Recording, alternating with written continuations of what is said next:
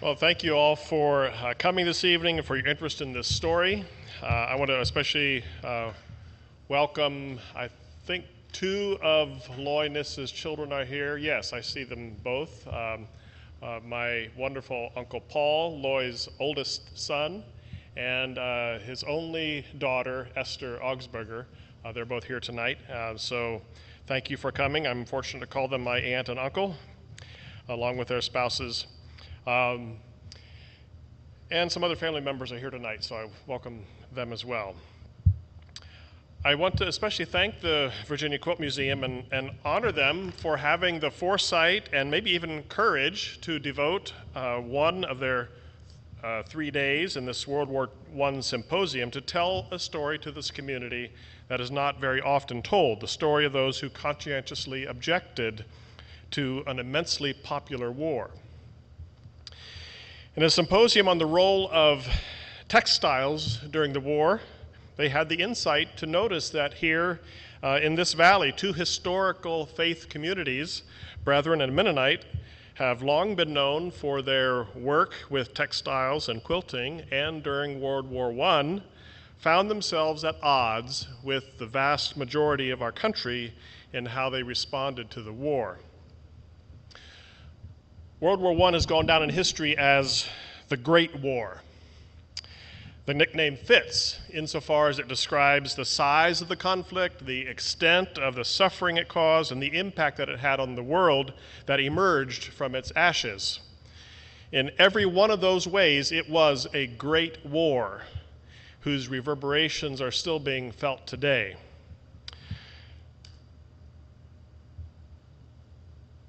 For Mennonites and Brethren of the early 20th century, the Great War turned out to also be a great test. It was a major test of their capacity for their faith and life to maintain pacifist and non-resistant convictions and a strong communal identity while living in a world that turned out to be unexpectedly and suddenly hostile to them. Anabaptists, known for being quiet in the land, were thrust into the public eye. Their way of responding to the war confused and offended the world around them and put them in direct opposition to momentum building inside their faith communities, building outside their close communities. In a world of war hysteria, being quiet and invisible was not an option anymore for rural, peaceable Mennonites. That's the big story that shapes my talk tonight, the Great War that became the great test for my own faith community. The smaller story is that of my grandfather, Lloy Kniss. Lloy was born 120 years ago in 1897 and died nearly 40 years ago. I grew up in Florida, and my grandparents lived in Maryland and D.C. and Virginia, but Grandpa Kniss still had a profound influence on my life. Our family made it a priority to travel north often when I was a child, and for my last 2 years of high school in the mid-'70s, I had the blessing of living with Grandpa and Grandma in their Harrisonburg home while I attended EMHS. So tonight, the story of Lloy Kniss will be told by someone who cannot be entirely objective, who has a deep love and devotion for the main character of the story. I trust that will not hinder, but rather enhance the telling of the story. I have another angle or bias. I come from a specific Anabaptist Mennonite tree. A tree that formed me as a Mennonite follower of Jesus also formed my grandfather and most others in my family. That same tree also formed most Mennonites living in the Shenandoah Valley. We who come from these roots are sometimes called Old Mennonites, to distinguish those who arrived in the old days, mid-1700s, from those who came in much later migrations from Europe. I'm admitting that my grandfather's story grew out of a particular soil, and it's a different soil than many other Mennonite and Anabaptist stories from World War I. That is my bias. And it's why I'm telling this particular story and not many other stories that could and should be told but need to be told by someone else. There are others who suffered far worse fates than my grandfather, and I honor their memory tonight as well.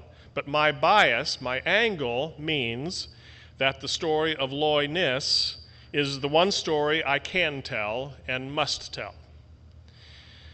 Bias is something that just is. It's not good or bad by itself. What's important is that you know it's there, you acknowledge it, and you put it to worthwhile use. Those of you who work with fabrics, the Quilt Society and others, know what I'm talking about. When you cut and fold textiles, you have to know how the grain runs. And sometimes you need the bias, the angle, to accomplish your purposes. That's what I hope to do tonight. I want to acknowledge several sources that I drew on. First is a book by Dutch-American historian Gerlof Homan entitled American Mennonites in the Great War, 1914 to 1918, and has a great foreword by historian James Junke.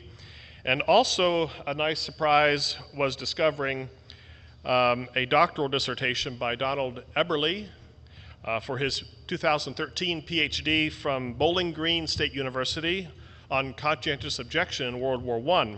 I was especially interested in his extensive quotes from government and military files as well as from church papers.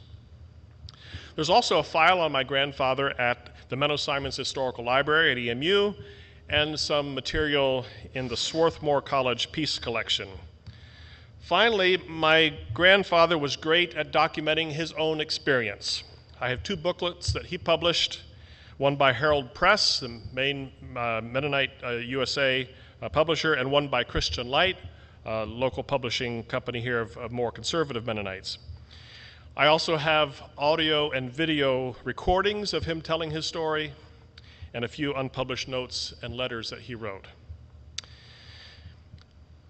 Mennonites and World War I are both complicated realities on their own.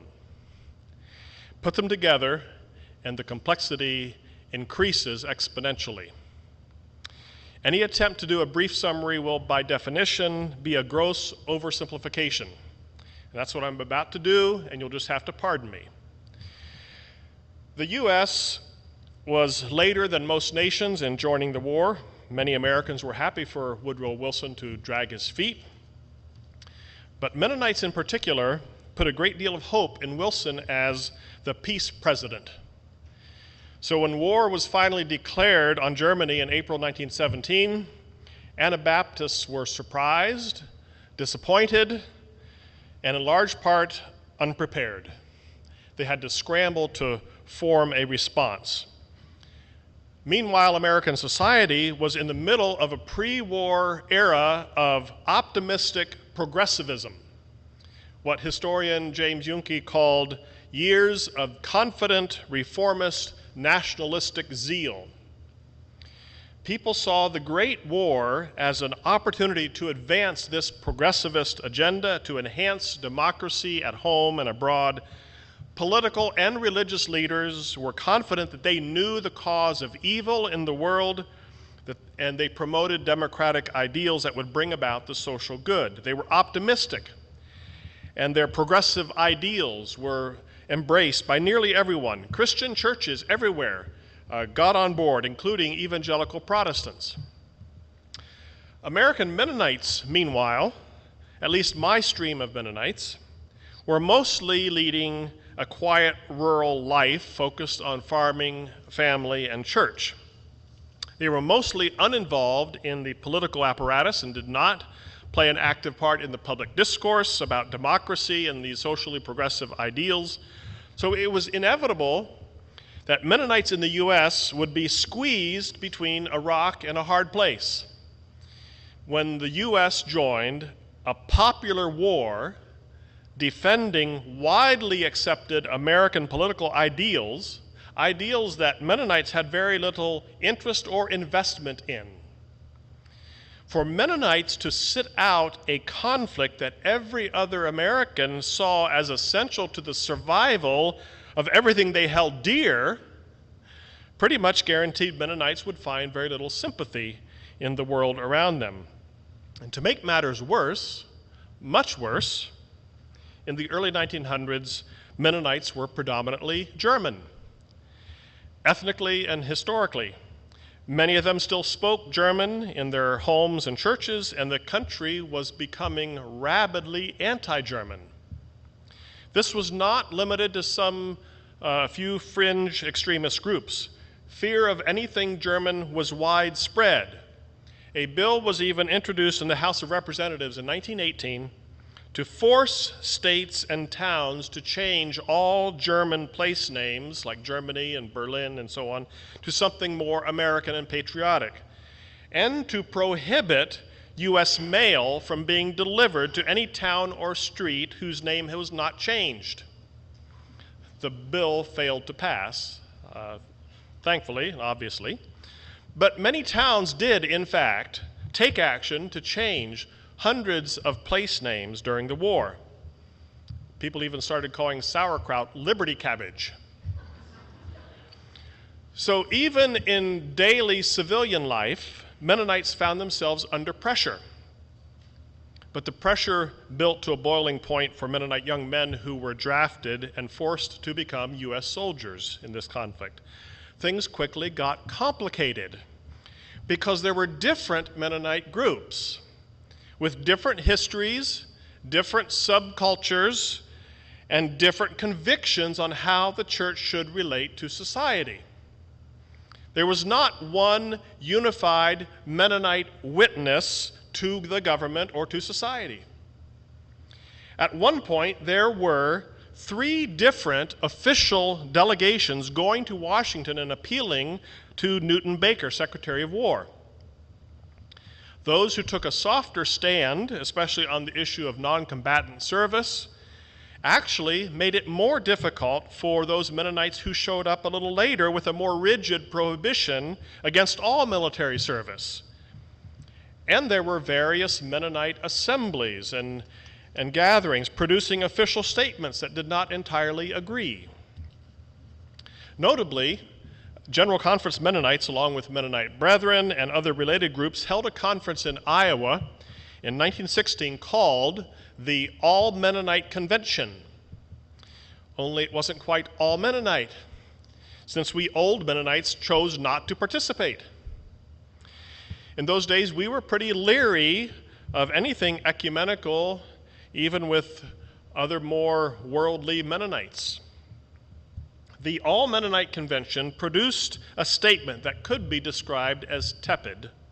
It made an appeal to the government to find solutions other than war to resolve conflict, but it did not draw any line in the sand, and it did not provide much guidance to its own young people as to how they should respond. The old Mennonites, our group, on the other hand, got very specific and direct. In 1915, in Archbold, Ohio, their conference produced a statement forbidding participation in carnal warfare. It stipulated that members who bore arms were to be disowned from membership. 2 years later, after the draft was instituted, there was more they had to say. At Yellow Creek Church near Goshen, Indiana, 189 delegates signed a statement titled Mennonites on Military Service. This statement addressed the government directly, urging them to change the selective service law.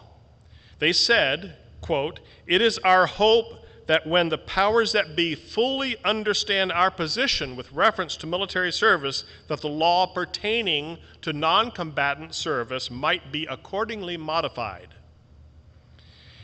In stating their difficulty with non-combatant service, they said, quote, "We have always endeavored to support the government under which we lived in every capacity consistent with the teaching of the gospel as we understand it, and will continue to do so. But according to this teaching, we cannot participate in war in any form, that is, to aid or abet war, whether in a combatant or non-combatant capacity. And in a section of this statement called "To Our Brethren Liable for Military Service," they said that when a young man was summoned to enter the military, they should, quote, present themselves to the authority and meekly inform them that under no circumstances can they consent to service, either combatant or non-combatant, under the military arm of the government, unquote. And finally, these young men were instructed to submit to, quote, any penalty the government may see fit to inflict, trusting the Lord for guidance and protection, unquote. This statement was not very well received by certain members of the government and military. The chief of military intelligence wrote a letter to the head of the FBI stating that he read this statement, Mennonites on Military Service, and commented, quote, the list of church heads and officials appear to be largely German or of German extraction. It would seem that this resistance to the generous provisions of the selective draft law regarding conscientious objectors is a very insidious piece of pro-German propaganda. He told the FBI director, an investigation of the Mennonites and their activities might bring to light interesting revelations. So the group at Yellow Creek appointed a Peace Problems Committee consisting of Aaron Lukes, S.G. Shetler, and D.D. Miller, who arranged a meeting directly with the Secretary of War, Baker. The three had this meeting, reported that they were favorably received, and Secretary Baker assured them that none of our brethren, and this is a quote from the three when they were reporting back to the church, none of our brethren need serve in any capacity which violates their creeds and consciences, and that once they arrived in camp, having stated their non-resistant position, they could expect to be placed in detention camps where they would be properly fed and cared for, and while in camp they would not be uniformed or drilled. That seemed like good news. Unfortunately, then as now, what happens in Washington sometimes stays in Washington. What is politically expedient for those at the top doesn't always get implemented away from Washington by those with boots on the ground. So what Secretary Baker described to this committee rarely actually happened. In fact, it was discovered later in October 1917, after this meeting with Mennonite leaders, the War Department issued a confidential order advising military commanders that most COs could be convinced to renounce their religious objections. Conveniently, the officers were not told what steps they could or could not take. At least implicitly, they were encouraged to experiment and report the results of their efforts to help determine what methods were most successful in converting conscientious objectors to soldiers. Unfortunately, the U.S. government underestimated the strength of Mennonites' communal and faith identity, and sadly, Mennonites overestimated the government's generosity in accommodating them. My grandfather, Lloy Kniss, lived in Johnstown, Pennsylvania. He was a member of the Stall Mennonite Church. He received training to be a public school teacher, and he taught for 3 terms before receiving notice that he was drafted to serve in the military. This is a photo of him with his students in a one-room schoolhouse near Johnstown. Grandpa was drafted on September 6, 1918, barely 2 months before the armistice was signed. He was discharged in January of 1919 after completing a bit more than 4 months in the Army. But a lot happened in those 4 months. When he and several young men in his congregation were called up in the draft, Stall Mennonite held a farewell meeting at the church with everyone in the church family in attendance. Grandpa says these meetings were impressive. They gave the young men good advice and words of encouragement publicly. One thing he remembers specifically was the admonition not to fear those who destroy only the body, but rather fear the one who can destroy both body and soul in hell. On September 7, 1918, he went to the train station in Pittsburgh with his father and younger brother. As the train pulled out, he looked out the window and saw his little brother crying. It was quite a trip for this conservative Pennsylvania farm boy and rural schoolteacher. He wrote, "I came to Camp Greenleaf bright and early on Sunday morning, September 8, 1918. I experienced quite an unusual night on the train previous to this. Young men full of life, away from parents, good influence, away from parents, friends, and the opposite gender, gave vent to all the vile expressions imaginable." In his book, he elaborated on that a bit, saying that the young men abandoned all self-restraint and discipline, shouting and using foul language, even blaspheming, so that the situation was like a riot. It seemed to me that they were all controlled by some demonic spirit. I had never seen anything like that before. I just sat back in my seat, dazed and bewildered all night. Now, how bad it really was, we don't know, but he was coming from a quiet, rural, conservative Mennonite context and had never seen anything like that. Whatever it was, nothing like that before. The train's destination was Camp Greenleaf, Fort Oglethorpe, Georgia, just across the state line south of Chattanooga, Tennessee. As he got off the train, he was given a folding cot, 2 blankets, a mess kit, a tin bucket, and a bar of soap. One of the 2 blankets he was given is on display tonight, laying on the table there in the back.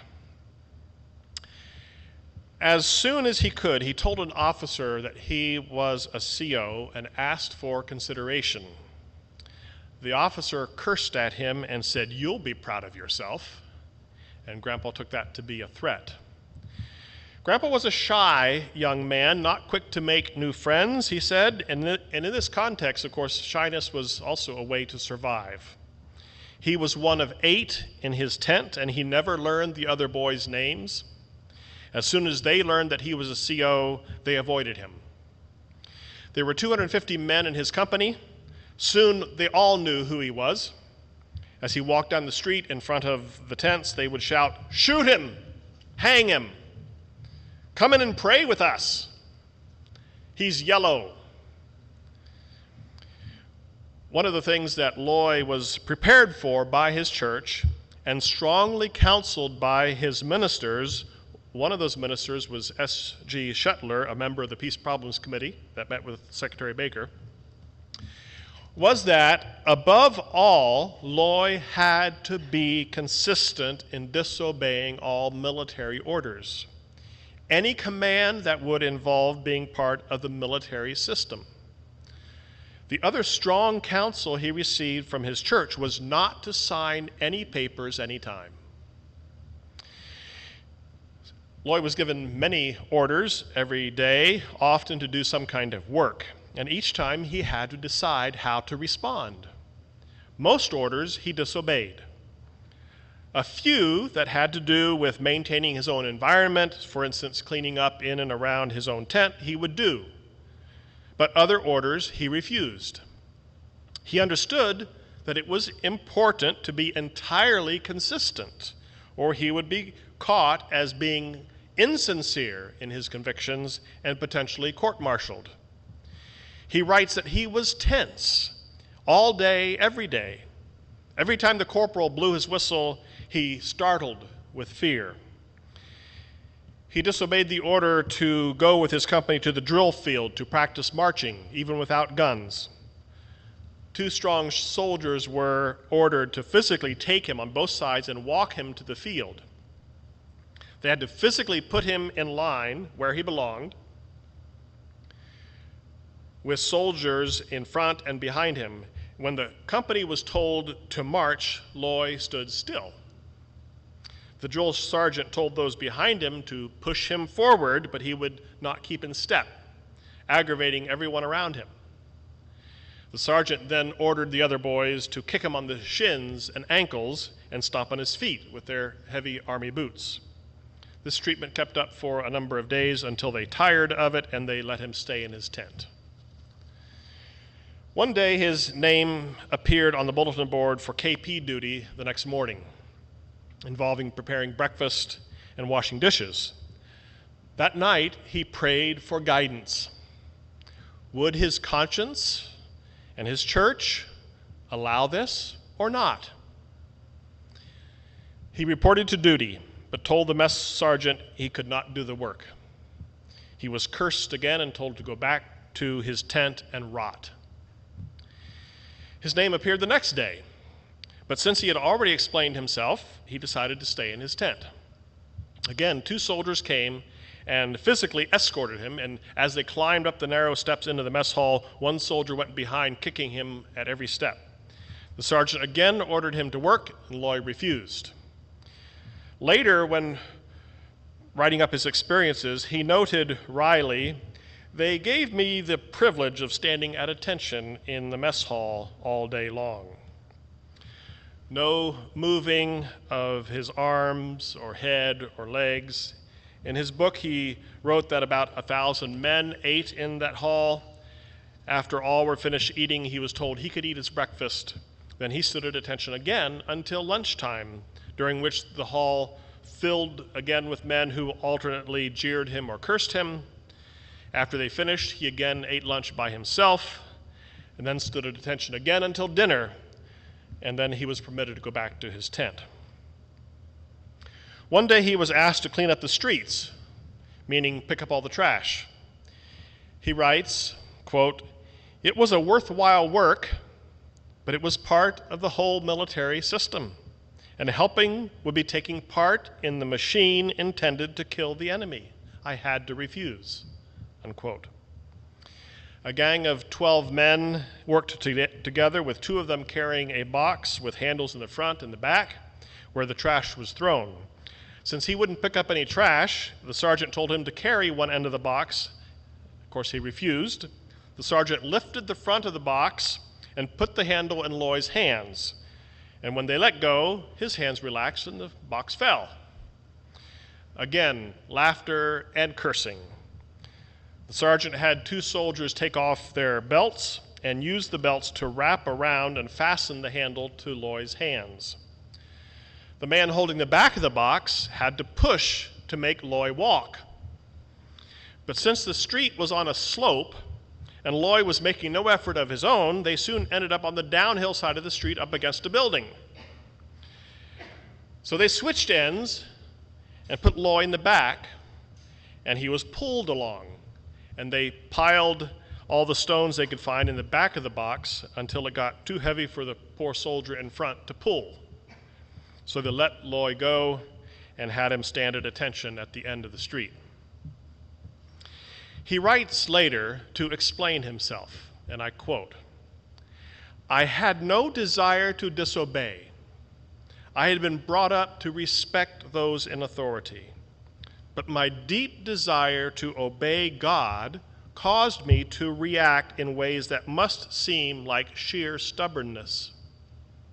My attitude in these situations was not one of purposeful negative confrontation with the powers of government. If there was any confrontation, it was in my own soul between what I knew was right and the compromise my carnal self would have preferred to take.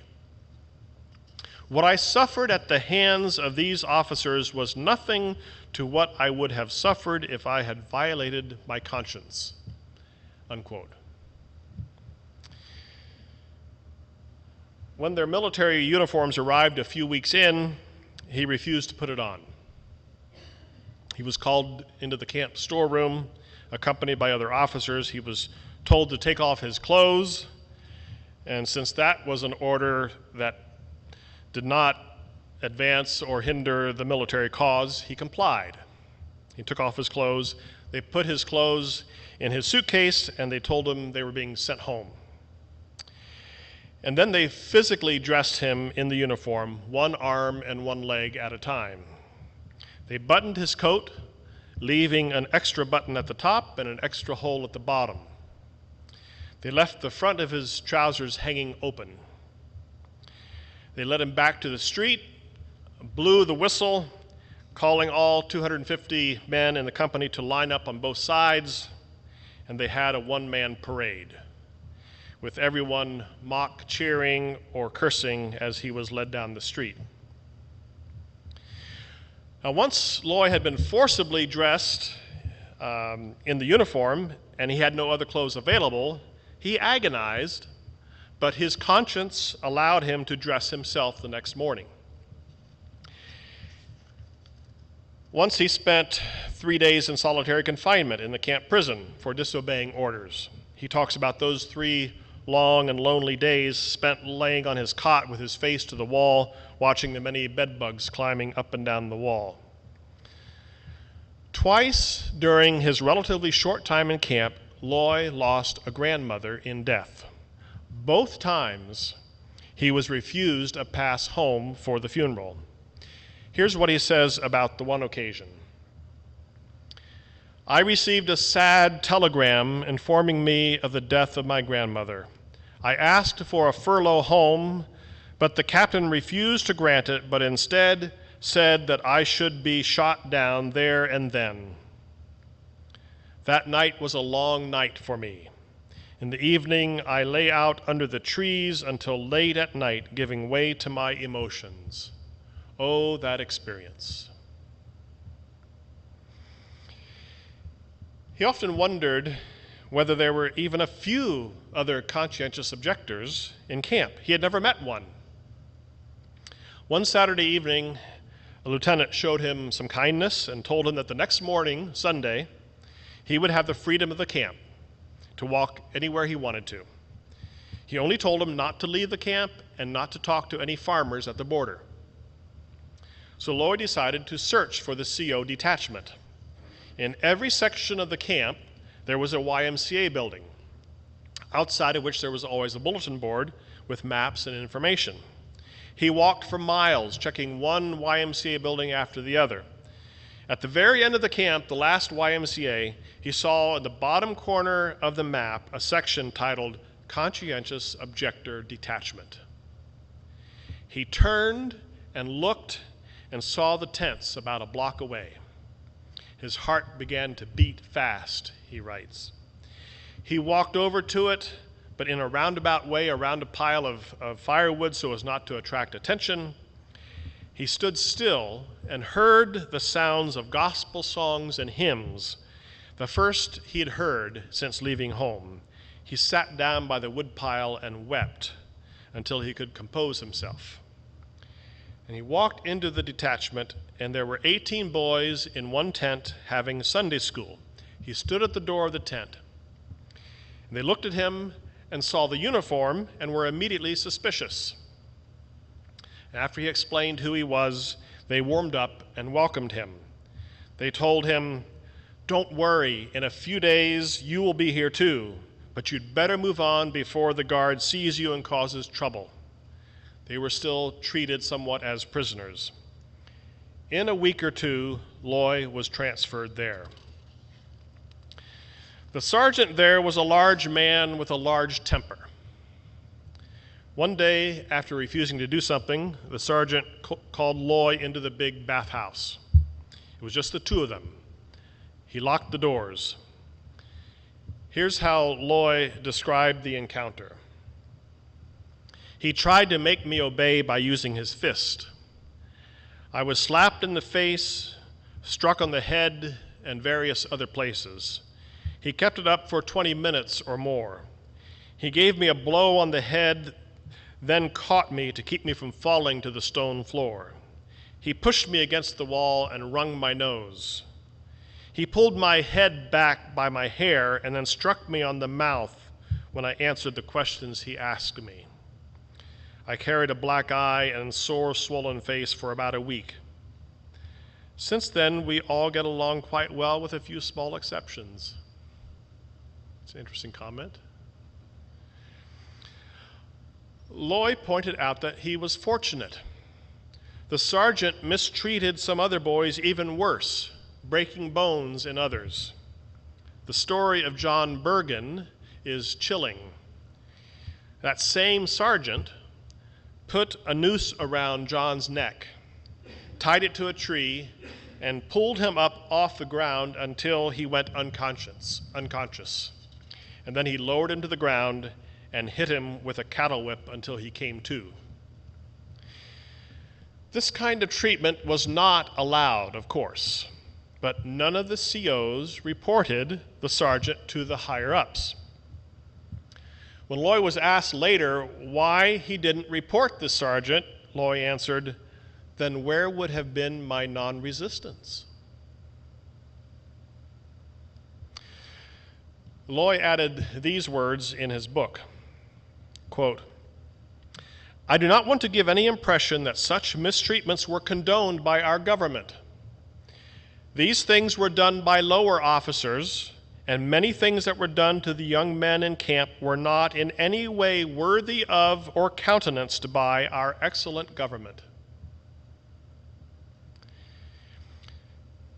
In the CO detachment,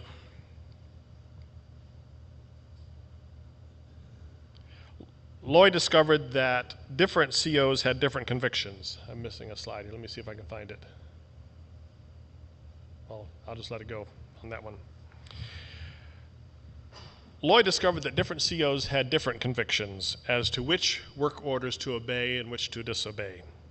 The question of whether or not to work in the camps and what sort of work was permissible varied from one CO to another according to their conscience and according to instructions given to them by their ministers and bishops. And even then, it wasn't clear-cut. Each man had to make judgment calls on the fly, and this was distressing and stressful to many of them. I found a copy of a letter from one Moses W. Yoder, a fellow CO in the detachment, written to Aaron Lukes, a chair of the Peace Problems Committee. I'm going to read parts of it to give you a sense of this ongoing struggle that the COs were having and the commitment that these young men had to be faithful to the church and not let anyone down. Camp Greenleaf, Georgia, October 18, 1918. Dear Brother Lukes, I will today take pleasure to once more write you a few lines, and then he goes on and talks about the weather. Some time ago, I wrote you a letter. It was several days after you made your welcome visit here with us boys, and never got an answer from you, so I thought I would try it once more. When you were here, I would very much have liked to have had a more private conversation concerning our standing here at camp, being that we work some here. And do you think it will hinder our future anything by doing what we do? It doesn't take a lot of reading between the lines to capture that. I think that hindering any future anything has to do with, will our church membership still be in good standing when we get back if we do some of this work? He goes on, last week there came another one among our midst. His name is Lloy Kniss from Pennsylvania. When he came over to us, he would rather not work. But the sergeant took him in the bathhouse and gave him a severe beating until he promised to work. I don't believe they have any right to treat a person that way if it were made public. As long as we work, we seem to get along fine, but they won't tolerate a man who refuses to work. There are now 13 of us boys here. One came in yesterday, so you see that our little flock is slowly increasing one by one. We now have a new sergeant, and we all like him fine. He seems to be a nice fellow. Your brother in Christ, Private Moses W. Yoder. According to my sources, Moses was Old Order Amish from Napanee, Indiana. I also came into possession of a copy of another brief account from a CO who spent time in the detachment at Camp Greenleaf with my grandfather. This happens to be none other than Levi Yoder, father of Tilly Yoder, a member of this congregation who's here tonight. Levi mentions Lloyd's arrival in the camp. Quote, "During our Sunday school, a young man by the name of Lloy Kniss came to our tent to join the meeting. He sat back of a woodpile and took in our singing.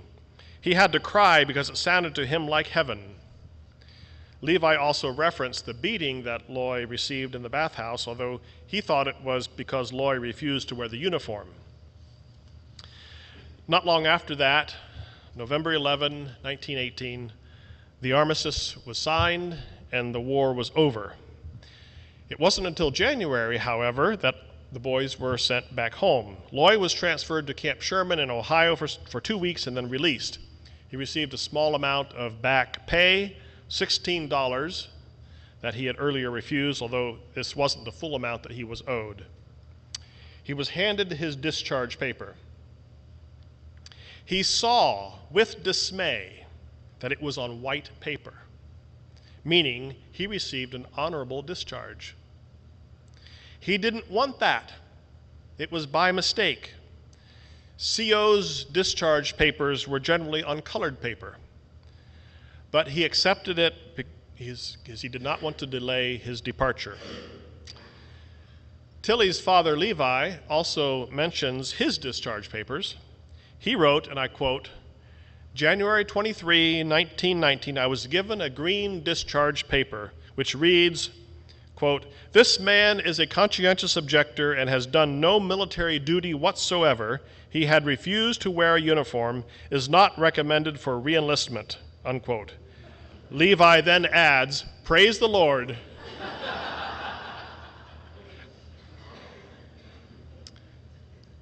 As Lloy neared home, he changed trains in Pittsburgh. Late at night, the depot was full of people. Suddenly, a young man approached him out of the crowd and wanted to shake hands.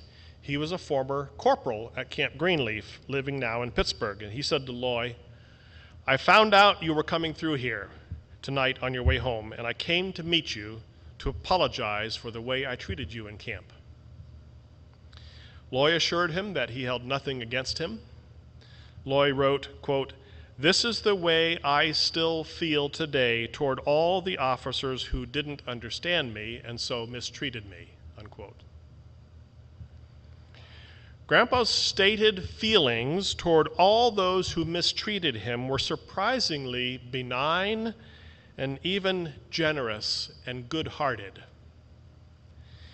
It's difficult to imagine how he felt in the moment as he was being beaten or kicked or publicly ridiculed or made to stand at attention or locked up in a cell. I know for a fact that my grandfather was human.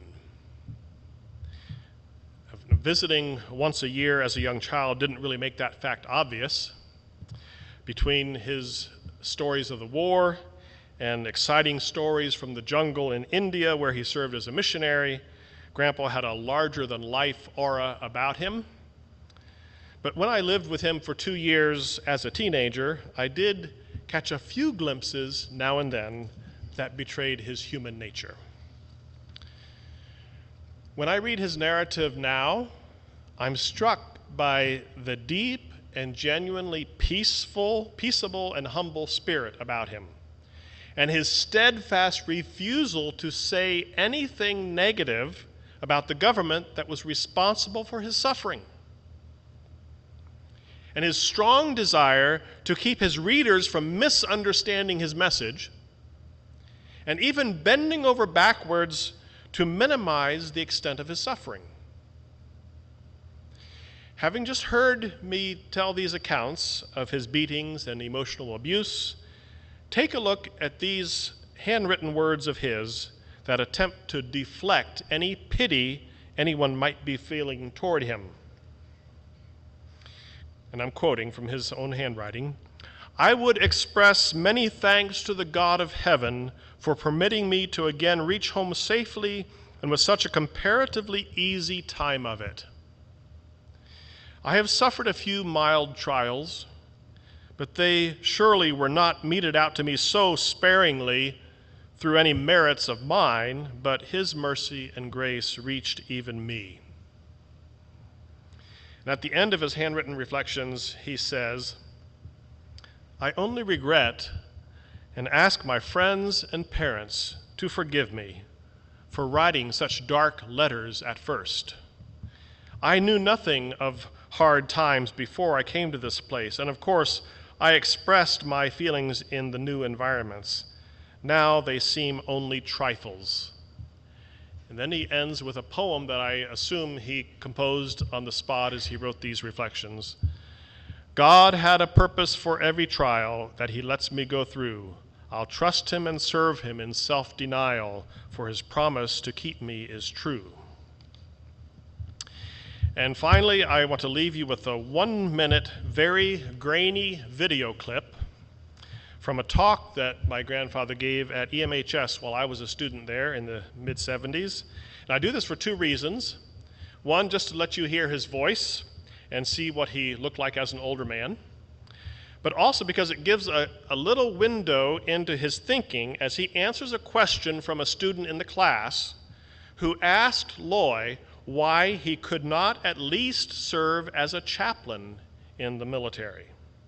Probably found a place as a chaplain, they would have admitted me, but I still would have been a part of the army. You see, those chaplains are drafted and supported and registered and everything. They wear uniforms. They're part of the army. And I might be making an illustration like this. Supposing somebody want to rob a bank, and they want to take a medicine man along. The man was a medicine bottle. If I get hurt, I want you to take care of me, the robber would say.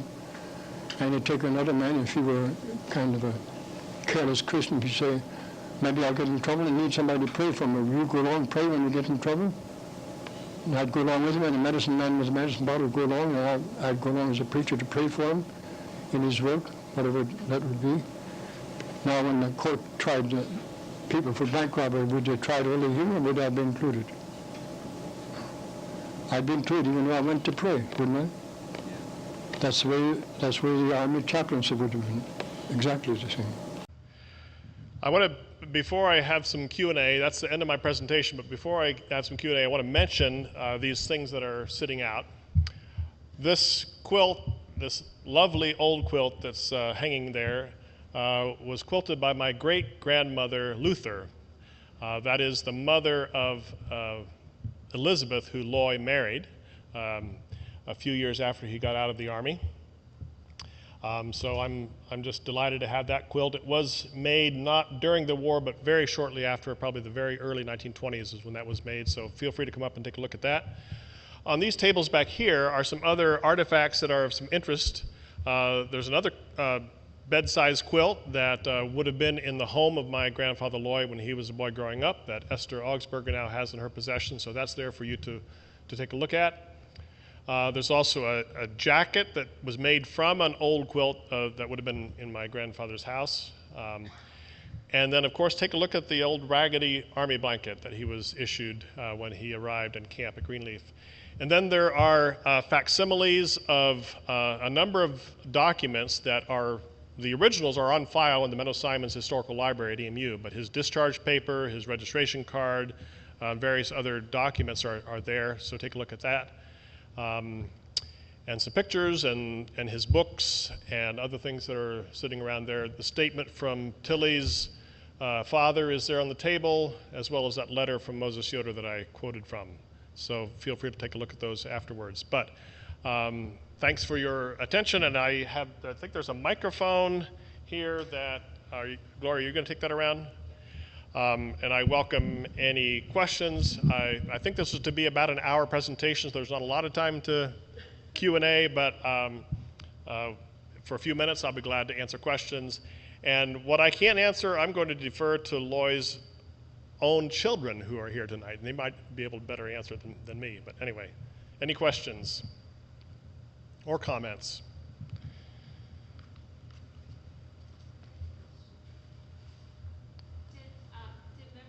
Let me turn this mic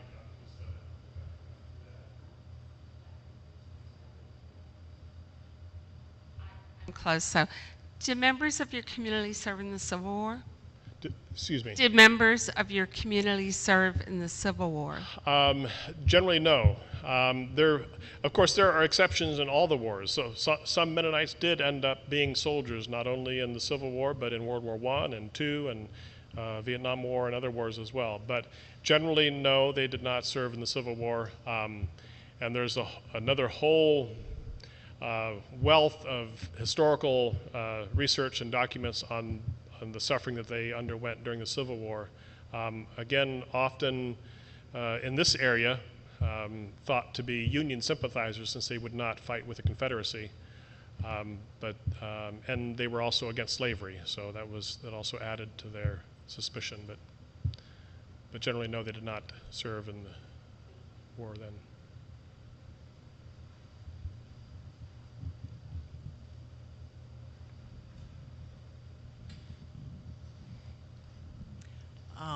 I guess my question is, although he may not have known what was in store for him at that camp, why did he go? Like, why didn't he just stay at home and say, I'm not going to go to the camp, or go to Canada, or just not even get involved with it? Right. A good question, but the quickest and simplest answer to that is that he was instructed by his church to go. I mean, the statement that was made by the old Mennonites in Yellow Creek said that when called up, the young men should go and meekly obey the orders to go, but then meekly state their conscientious objection to participating in the war and ask for consideration. And they would have been willing to be put on farm furlough and just be working on a farm or doing something not connected to the military itself. But many of them did get furloughed to farms. And Grandpa actually was approved for farm furlough, but he never had to go because the war ended and he was released to go home. So at some point down the road, if the war had gone on, he probably would have been furloughed to a farm and just done normal farm work as an alternate to military service. At the end, he said it appears that he accepted the plot that he had, and it was part of his past. Do you have any documentation? How was he received back into his home community, and then what did he do? It sounds like there was a marriage soon after that. Yes, he went back to teaching. I think he taught 3 terms before going and maybe another 8 terms or so after the war. He's about 7 years older than my grandmother. He was born in 1897, grandma in 1904. So I think, when were they married? In 1923, maybe 24, somewhere thereabouts. Is that right? I don't recall those dates offhand, but it would have been within a few years after being released from the Army that they got married and began raising a family. But by the late 20s, they were on their way to India as missionaries. Paul went to India as a babe in arms. He was just a toddler when they made the move to India. Esther was born in India. My father was born while they were on furlough between 2 terms there. But he was, to answer your question about how he was received, I think he was received with a great deal of respect. He was given leadership roles in the church and community. I think the church really surrounded him with a lot of support and supported the decisions he made. Phil, somewhere I have a memory that your grandfather did not grow up Mennonite. Is that a fact? And if so, how did he come into the Mennonite Church? No, my great-grandfather did not grow up Mennonite. But my grandfather was raised in the Stall Mennonite Church. My great-grandfather, I'm not sure if he ever joined the Mennonite Church. He did eventually join the Mennonite Church, but he would have been Lutheran, I think, in his family of origin, and then joined the Mennonite Church after he married a Mennonite. But my grandfather was raised at the Stall Mennonite Church. As a child, my grandfather, my father, Lloy Kniss, attended both the Lutheran Church and the Mennonite Church. He had Mennonite close relatives. His mother came from the Mennonite family, but they went to the Lutheran Church. And then he made the decision to go. I mean, he was kind of mentored by the Mennonite pastor and decided to join the Mennonites. And it wasn't until after he was ordained that his parents both became Mennonite. Okay, thank you for that clarification. I should mention that one other artifact over there is that office chair. I just rolled it out from my church office down the hallway. You're free to sit in it. That chair belonged to S.G. Shetler, and was the chair that he probably sat in when he gave counsel to my grandfather about what to do when he went off to war. And my grandfather ended up with it and used it as his study chair for many years, and it's been passed down to the family, and now it's mine. I'm very grateful for it. Phil, your grandfather got drafted towards the end of the war. Mm-hmm. So were they hearing stories about what was happening to conscientious objectors who had been drafted years before? I'm sure, but it would not have been years. The Selective Service law, if I'm not mistaken, was passed in early 1917. So it was about the time that the U.S. joined the war that Selective Service law was passed. So this was only a year and a few months after the first soldiers would have been drafted. But I'm sure that even in that relatively short time, stories were coming back about how other Mennonites fared. And I think that some of the counsel that was being given to them, particularly about being consistent so that you're not court-martialed or that kind of thing, probably was based on experience of others. There were others who were, in fact, tried in the military courts, sentenced to long prison terms at Fort Leavenworth.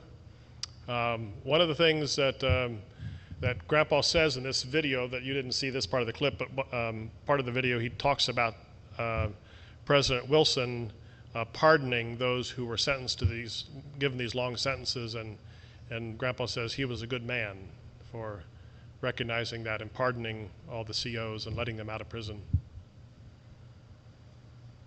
Was that after the war when he pardoned them? Yes.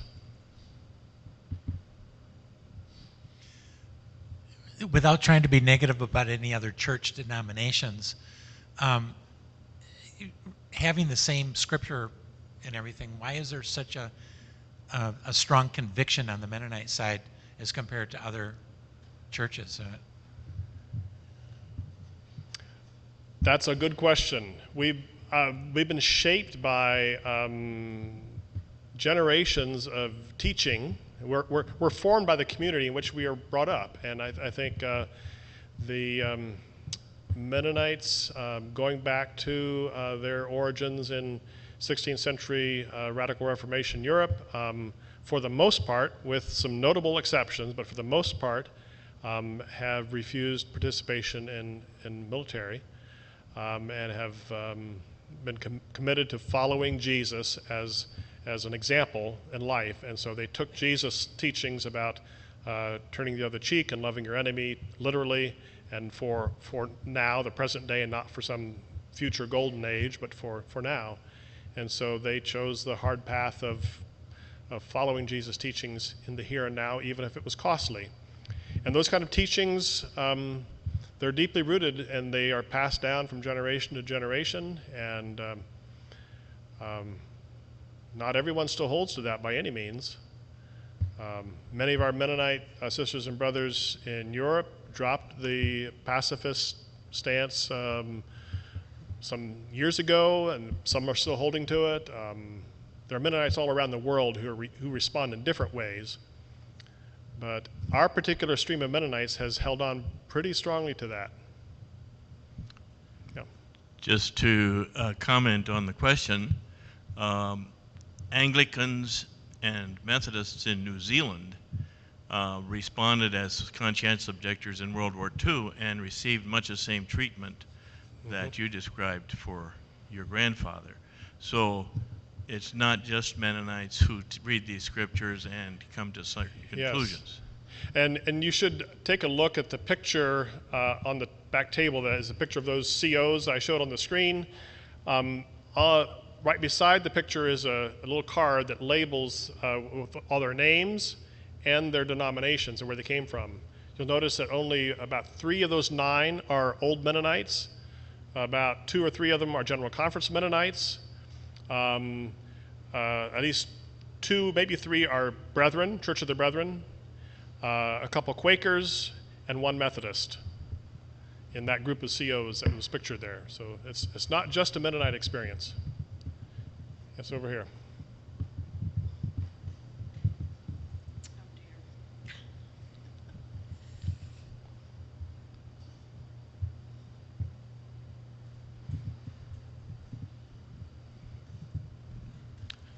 I'm just recalling that in a very similar circumstance in Canada during the First World War, there were cases when people who were drafted but refused to service were taken before a firing squad, and they didn't know what was going to happen. What did happen was that the shots were fired, but there were blanks. But it was part of the effort to force them to change their behavior, or change their mind. Yeah. I don't know if anything like that happened in the United States, but it happened in Canada. There's a book by E.J. Swallam about that, and the name of the book is Non-Resistance Under Test. Yeah. Hutterites were persecuted severely during the First World War as well. In fact, there are a number of married Hutterite men who were drafted, leaving their wives and families behind. Some of them were imprisoned. Several died in prison. So there was a lot of things going on here too. I will not delay this any longer. I will stick around and glad to have individual conversations with you. I don't want to delay our dismissal. Please do look at the things that are on the table back there, at the quilt up here. Engage me in conversation, and Lloyd's children, and there's another grandson back there, Robert, who's son of the 4th sibling, Mark, who's deceased. Glad that that Robert and his wife Brenda are here. Did I miss anybody else? Well, my brother Fred and his wife Rosalind are here as well, part of the family. Yes. Yes. Paul, could you stand just so people can see you? This is my beloved Uncle Paul, who's the oldest son of the family and reminds me a lot of my grandfather. Thank you for everything. Yeah.